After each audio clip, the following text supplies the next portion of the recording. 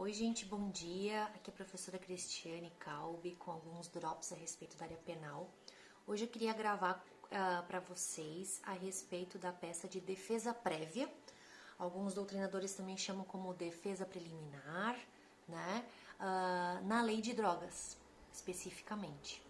Gente, é importante dizer já de começo que todo o procedimento de defesa, né, do indiciado, do réu, enfim, na lei de drogas, é um rito que a gente chama de híbrido, porque vai ter duas fases de iniciação da defesa. Essa defesa prévia, que é até a peça que o pessoal do PPD3 está fazendo agora, né? E depois que ele é citado, então, a resposta à acusação, que a gente fez na última peça, a peça 2, né? Que daí é a mesma sistemática que a gente já vem discutindo. Muito bem, gente. A grande diferença da defesa prévia para a resposta à acusação é que na defesa prévia a gente vai tentar, da maneira que for possível, claro, rejeitar a denúncia, né? Acabar então o processo já de antemão, que não tenha instrução. Então a gente vai tentar embasar nosso pedido de absolvição lá no 397, né? Então a defesa prévia, o prazo é o mesmo que a resposta à acusação, 10 dias, né? 10 dias. A fundamentação, lá no preâmbulo da peça, é no artigo 55 da Lei 11.343, dá uma olhadinha lá, é uma lei de 2006, né, gente?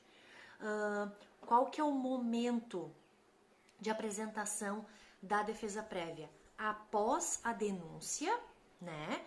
Quando então o indiciado ele é notificado para fazer a sua defesa. Gente, cuidado, não é citação. Então ele ainda não é considerado réu, certo? É um momentozinho anterior. Então ela é uma notificação, então antes da citação, ali é um limbo, né? Entre o recebimento da denúncia e a citação propriamente dita, como quando daí vai se tornar então acusado, tá? Gente, só para mencionar alguns pontos aqui que é legal. Tem a portaria 344 da Anvisa, que é a portaria que vai dizer o que é droga, porque de repente vai que a pessoa está sendo, né, notificada por algo que não é considerado droga, então, né, daí já vai lá rejeitar a denúncia, enfim, né, por vários motivos. Então é bom sempre dar uma olhadinha. Claro, normalmente é questão bem básica que a gente já conhece, né, de drogas assim bem conhecidas, mas vai saber. Outra coisa a respeito do procedimento. Apesar de que na lei de drogas não diz especificamente quanto à questão do momento do interrogatório do réu, utiliza-se analogicamente o artigo 400 do CPP, dizendo que o interrogatório tem que ser o último momento da audiência, né? O STF desde 2016 já tem posicionamento também nesse sentido, tá? Então, apesar do artigo 57 da Lei de Drogas dizer que poderia ser feito em outro momento, a gente entende que essa lei protegeria, né? Seria mais benéfica para o réu, tá? Gente, então assim, a peça é bem normal, né? Preâmbulo em direcionamento para o juiz lá que entrou, que mandou notificar. Dos fatos, conta um pouquinho do que aconteceu. Do direito tem várias teses para trabalhar, claro, tudo tentando rejeitar a denúncia, como eu falei. Vou falar algumas teses aqui que dá pra gente trabalhar. E dos pedidos no final, que a gente vai embasar, principalmente no 397, tá? Gente, quanto à questão dos pedidos, como normalmente a gente vai estar falando de uma denúncia do 33, né, que é no caso lá do tráfico, que são todas aquelas figuras, aqueles verbos, né, que diz que aquela pessoa está teoricamente traficando drogas, a gente pode tentar a desclassificação para o uso, né, com base ali no 28, né, o uso ou consumo próprio no caso. Existe também a possibilidade da gente desclassificar para o 33, parágrafo 3º, que é a ideia de consumir sem ter a ideia de lucro. E tem a outra ideia, a terceira possibilidade, que é o tráfico que a gente chama, entre aspas, de privilegiado, né? Que é o 33, parágrafo 4º, dá uma olhadinha lá, tá? Teve até uma alteração por conta da lei anticrime, que saiu ali agora em dezembro de 2019, né? Que alterou algumas regras a respeito desse tráfico privilegiado, no sentido de dizer agora com certeza absoluta de que o tráfico privilegiado não é hediondo, não é equiparado hediondo, porque antes sempre tinha aquela discussão se é, não é, né? E isso, claro, que vai trazer toda uma consequência para aquela pessoa. O artigo 112 do parágrafo 5º, lá da LEP, Lei de Execução Penal, alterou e deixou então isso claro de que não é hediondo. Então tem sim, né, a redução de 1/6 até 2/3 da pena, né, a questão do privilegiado. E por que eu coloquei entre aspas privilegiado, gente? Vocês lembram? Porque o crime privilegiado, a modalidade privilegiada, tem que ter expressa determinação de pena. Por exemplo, infanticídio em consideração ao homicídio, né?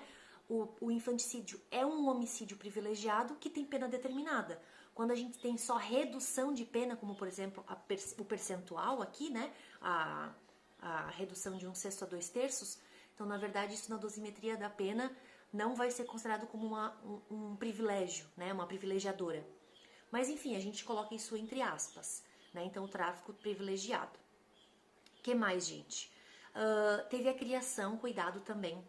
O artigo 33, parágrafo 1º, inciso 4, de que sim, é considerado tráfico quando o indiciado, o suspeito, enfim, faz a venda para algum policial disfarçado, né? Sendo que existe uma prova de conduta pré-existente. Então, de outras possibilidades, né? De outros casos de tráfico, tá?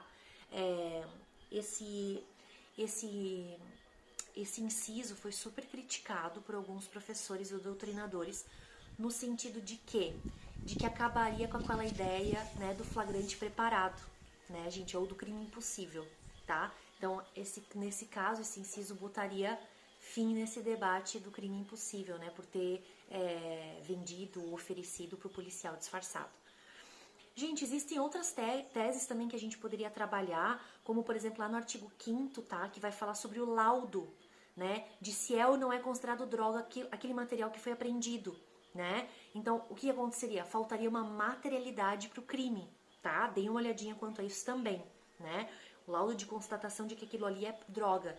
Então, geraria uma certa ilicitude no flagrante, tá? Que mais? Bom, afastar também a majorante do artigo 40, se for o caso, dá uma olhadinha se de repente o enunciado aparece alguma coisa sobre isso. Afastar também a possibilidade do crime de associação para o tráfico, pedir que seja absorvido, né, pelo crime maior que seria o tráfico, tá? Então essas são algumas possibilidades, né? Claro que a melhor de todas é desclassificar para a questão do uso, mas existem essas outras possibilidades. Tranquilo, gente? Então acho que é isso. Qualquer dúvida mandem para mim. Até mais.